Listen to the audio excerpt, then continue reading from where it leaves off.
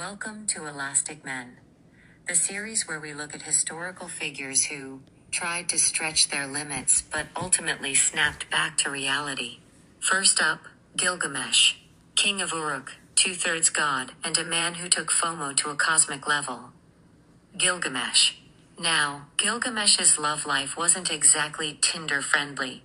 He spent his early days terrorizing his subjects until the gods dropped a wild man named Enkidu into the mix to keep him busy. It was the ultimate enemies to besties arc. They were inseparable, until they decided to spice up their friendship by killing Humbaba. Imagine trying to impress a date by fighting a giant with a face like coiled intestines and a voice like a hurricane. Classy, right?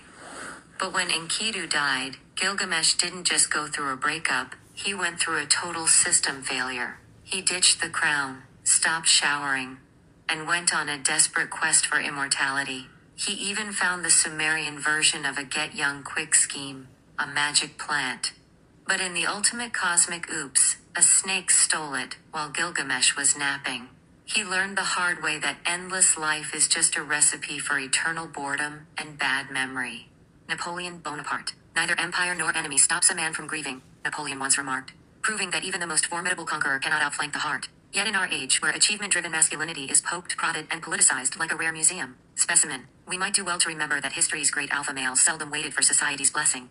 They followed passion when it pleased them, and strategy when it suited them, and occasionally both at the same time. Masculinity, like femininity, is not a rigid sculpture, but a living vine, growing where it will, often without asking permission.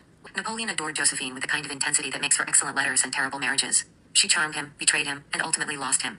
But not his affections. Their divorce was a tragedy of necessity. He needed an heir, and Josephine could not provide one. He remarried Marie-Louise of Austria, who was more politically convenient but less intoxicating. On his deathbed, Napoleon's last words included her name, proof that for all his genius in war, he remained strategically vulnerable in love. One suspects he preferred it that way.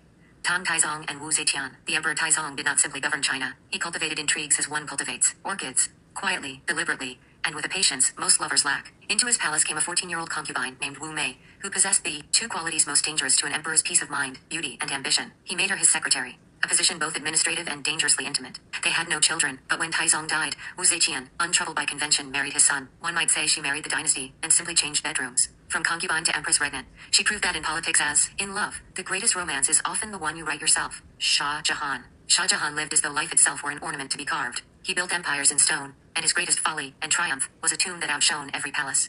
The Taj Mahal, 20,000 artisans, 1,000 elephants, and 22 years of devotion. All to immortalize a woman who died, giving him their 14th child. Love, it seems, is at once the most extravagant and the most impractical of human investments. Mumtaz Mahal was no idle beauty lounging in silks. She kept the royal seal, advised her husband, and even joined him on campaign, pregnant and uncomplaining. When she died, he shattered. When she was entombed, she became eternal. The Taj shifts with the sky, rosy at dawn, silver by moonlight, like grief itself changing color but never leaving. And yet, how did our emperor end? Not in triumph beneath marble domes, but imprisoned by his own son, staring through barred windows at his monument of love. It is the very essence of kingship, to conquer the world, only to be conquered by one's own heart. Ashoka the Great. Ashoka began his career by conquering, quite efficiently, a great portion of the Indian subcontinent. Then came Kalinga, a victory so drenched in blood that it turned a ruthless king into a philosopher. He married Devi, a merchant's daughter, and together they raised children who would spread Buddhism across oceans. Ashoka's later reign was a curious contradiction, a man who had killed thousands now devoted to peace. But then, the best conversions are rarely gentle. They are as dramatic as the wars they replace. Genghis Khan. Genghis Khan conquered lands from China to Europe, and yet the woman who truly ruled his heart was Borte, his first wife. She was his counselor, his anchor, and occasionally, one suspects, his general in matters off the battlefield. Of course he had other wives and countless concubines. The Mongol postal service may have existed chiefly to keep track of them, but Borte remained first among equals. Genghis could destroy a city in a day and unite a continent in a decade, but he never forgot the woman who shared his tent before he owned the world. Napoleon Bonaparte. So here they are. Men of empire and appetite, lovers of strategy and of beauty, unafraid of the scandal that comes from mixing the two. They did not ask the world to define their masculinity, nor would they have accepted its terms if offered. For both masculinity and femininity are, like love itself, at their best when untamed. And in that, at least, they were victorious.